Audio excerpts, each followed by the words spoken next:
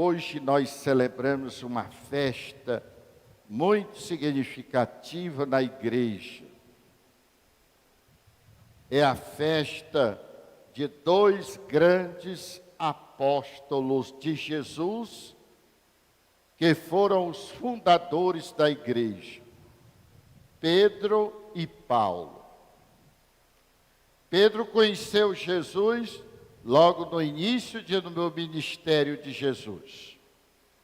Paulo só foi conhecer Jesus mediante a fé, a pregação que ouviu dos apóstolos.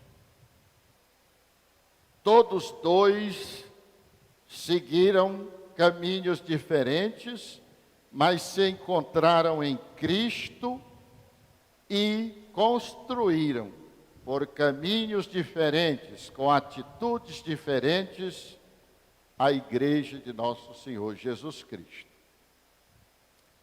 No evangelho de hoje, começando pela leitura, nós ouvimos a leitura dos Atos dos Apóstolos.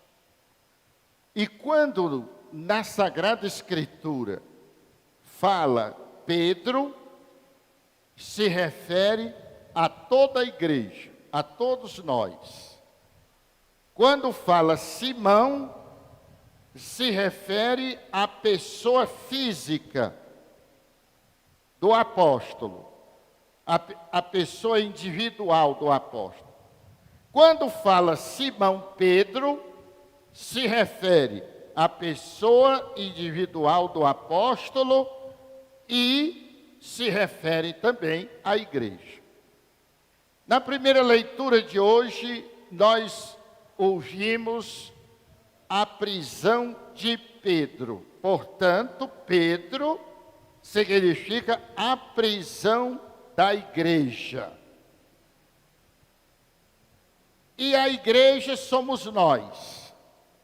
Diz que Pedro estava preso com duas correntes. Será que nós somos capazes de identificar quais são as correntes que nos prendem? A primeira corrente que nos prende é aquela que está na nossa mente. A nossa mente está sempre conversando conosco. Nós estejamos acordados ou estejamos dormindo. É tanto que a gente sonha, porque a nossa mente está sempre conversando conosco. E o que a nossa mente nos diz?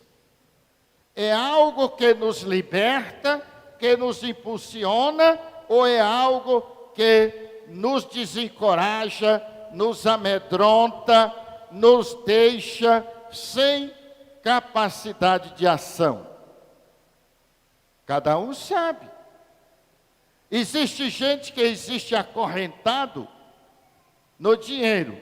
Tudo que faz é por dinheiro, só pensa em dinheiro, toda hora é dinheiro, mesmo que tenha ou que não tenha, se ganha, aquele que ganhou já não vale. Então é uma verdadeira corrente. Ele é capaz de quebrar amizades, destruir relacionamentos, passar por cima dos outros, destruir o caráter, desfazendo a sua honestidade, porque está amarrado do dinheiro. E quando ganha dinheiro, não é mais feliz de jeito nenhum. Você que está me ouvindo, seja aqui na igreja, seja pelo canal no YouTube, seja onde for. Depois que você ganhou mais dinheiro, você ficou mais feliz? Você sabe que não. Ai, dinheiro não traz felicidade. Não é isso que eu estou dizendo. A felicidade é um trabalho interior de libertação das correntes, primeiro da nossa mente, e depois daquelas correntes que nos ligam a determinadas situações. Tem pessoa que está amarrada na sua profissão. E diz, eu não gosto disso, mas se eu sair disso, eu não sei fazer outra coisa. E então ele fica ali, se sentindo mal, infeliz, ele não dá um passo, porque ele está amarrado na corrente da sua profissão. Tem pessoas que estão amarradas na corrente dos seus relacionamentos. Ai, mas se eu perder ele ou ela, eu não sobrevivo. Ah, mas ruim com ele, pior sem ele. Eu nunca mais vou arranjar outra como ela, mesmo sem ser galinha. Então, quando a mulher morre ou larga o marido, ela cria moela, porque nunca mais ele arranja outra como ela. São situações que nos prendem, nossos pensamentos, nossa maneira de ver. Então diz que o anjo chegou para Pedro. Eu já disse que quando se fala de Pedro, é a personificação da igreja. E disse, levanta-te, caminha, sai, pega, bota o cinto e sai desta prisão. Qual é a sua prisão? Eu não sei. Mas eu sei que o mesmo anjo que convidou a Pedro te convida a sair da tua prisão, da minha prisão, da nossa prisão. E diz que Pedro foi, mas a mente dele ainda achava que ele estava preso. Os nossos condicionamentos interiores, aquilo que os estudiosos chamam de self-talk, a conversa de você com você mesmo. Ah, isso não dá certo, eu não concordo, logo não está vendo que isso não é para mim, vai dar errado, não adianta, eu já sei. Esta corrente é muito perigosa. Muito perigosa. O mundo muda. Tem pessoas que falam para mim, o mundo não tem mais jeito. Onde é que vamos chegar? Eu não sei onde vamos chegar. Eu só sei que eu vou caminhando. Ah, esse jovem não tem jeito. Isto é uma corrente amarrada no seu pensamento, que acha que o que você foi e hoje não é mais, porque ninguém é mais o que foi.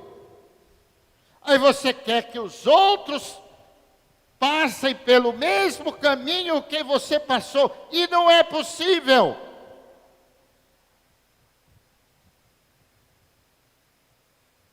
Depois o Evangelho nos coloca Jesus dizendo, Simão Pedro, portanto está falando a pessoa individual do apóstolo e está falando à igreja, a cada um de nós. Tu és feliz, porque não foi um homem que te disse isto, mas foi uma revelação do Pai. A nossa felicidade é sermos capazes de acreditar em Deus, de acreditar em nós e de acreditar nos outros. Eu conheço muita gente que acredita muito em Deus, mas não acredita em si. E se não acredita em si, está amarrado. Ele não anda, ele não se alegra, não se entusiasma, olha para o mundo sempre como uma ameaça a si próprio, vive sempre num clima de suspeita. Será que quanta gente eu tenho encontrado assim? Quanta gente? Ah, padre, mas o senhor teve sorte, mas eu não tenho. Ah, padre, mas o seu pai não era o meu. Não, que o meu pai não andava com a mulher dos outros, não pode ser o seu. Meu pai só conheceu a mulher dele e a mamãe só conheceu o marido dela. Nasceram, viveram, casaram e morreram virgens. Só conheceram um ao outro. Porque a virgindade não é uma realidade corporal. A virgindade é uma realidade plena. Quando eu estou inteiro onde eu estou. Quando eu me dou inteiro quando me dou. Quando eu me tenho inteiro quando me tenho. Isto é que é a virgindade no sentido bíblico.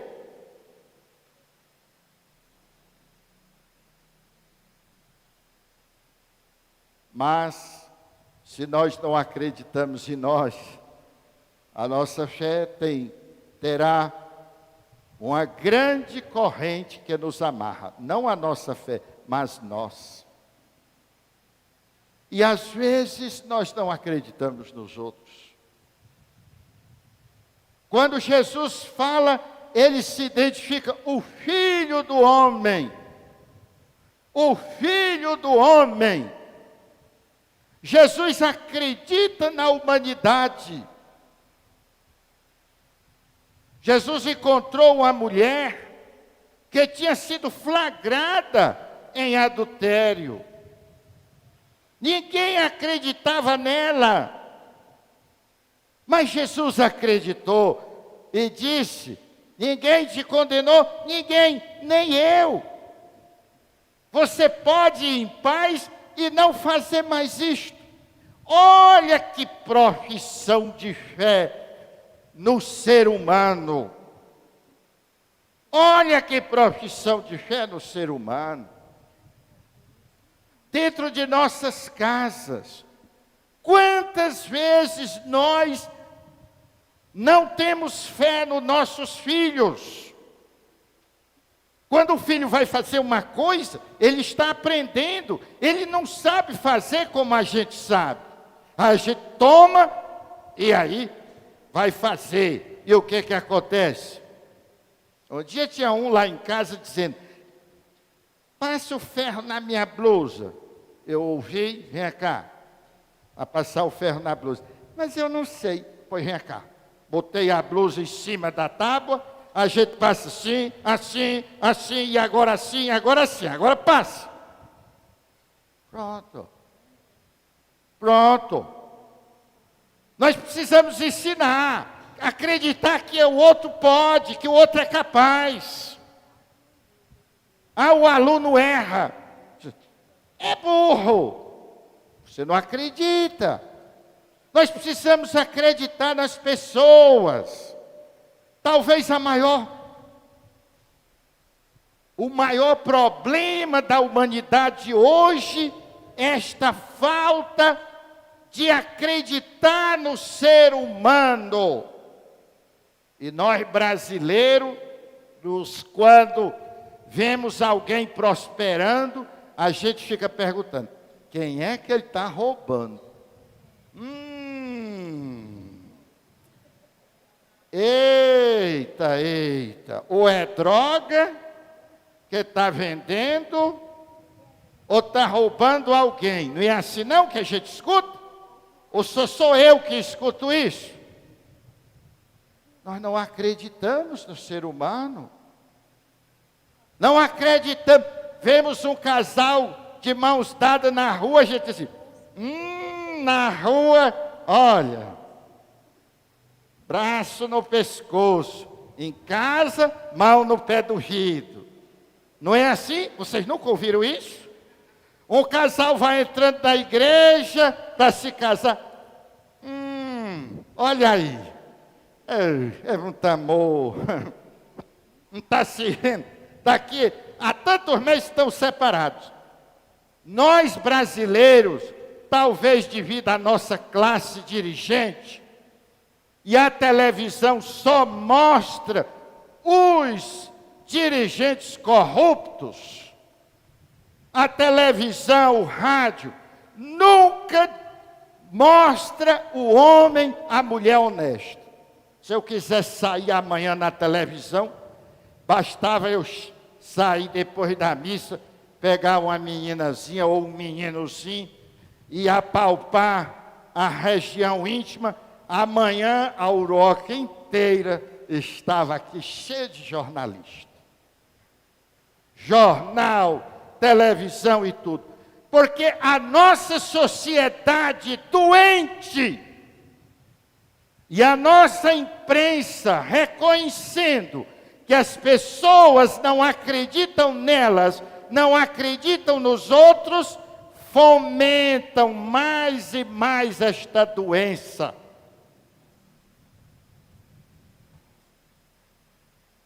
Tu és feliz, Simão, filho de Jonas. Por que filho de Jonas? É porque o pai de Pedro era Jonas? Não.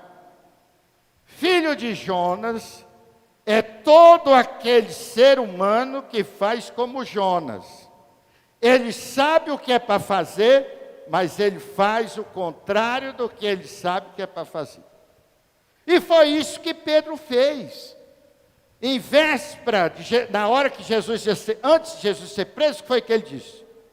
Eu vou contigo, eu sou capaz de morrer, de fazer tudo por ti. O que Jesus disse? Pedro, antes que o galo cante, tu me negarás 3 vezes.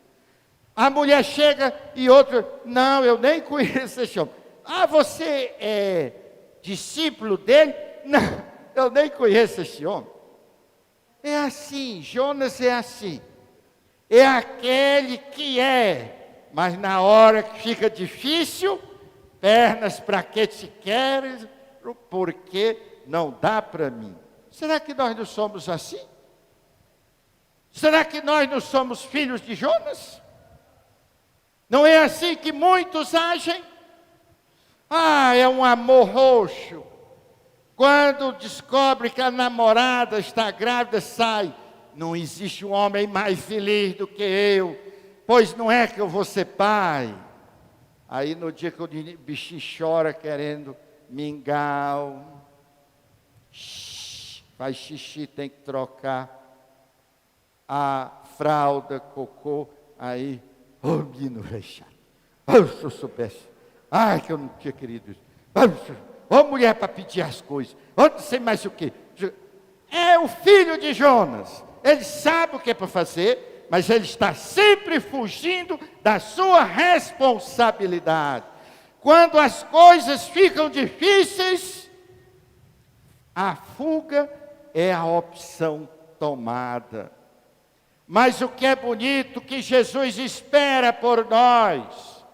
Paulo foi o homem que mais perseguiu a igreja nascente.